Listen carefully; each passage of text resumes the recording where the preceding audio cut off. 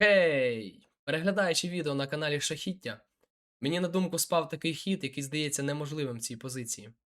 Яке ж було моє здивування, коли я переглянув аналіз і виявилося, що все це працює і виглядає дуже гарно. Давайте спочатку поглянемо на дошку. Білі вже мають і так достатню перевагу, навіть просто підсилюючи тиск на чорних, вони можуть виграти. Але ви можете спробувати знайти в цій позиції хід, який не дає чорним скоригувати фігури, і взагалі-то чорні нічого не можуть з цим зробити.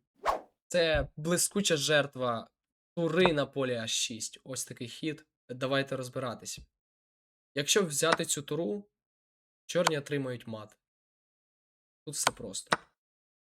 Якщо ж не бити цю туру, чорним взагалі-то не так багато що й робити.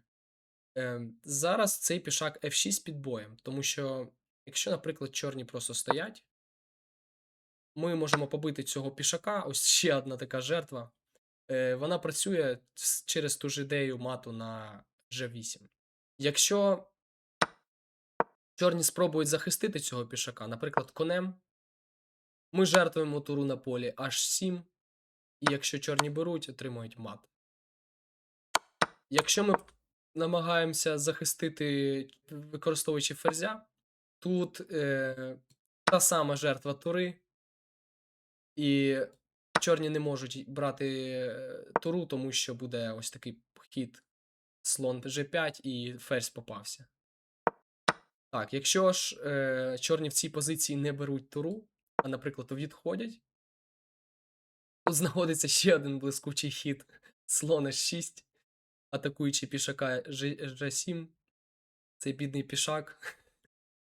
І якщо чорні атакують, наприклад, туру ферзем, білі ходять F7, і тут чорні отримають мат, або їм потрібно віддавати ферзя.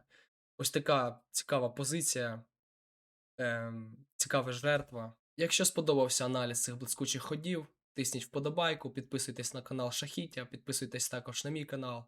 Дякую за перегляд, до побачення.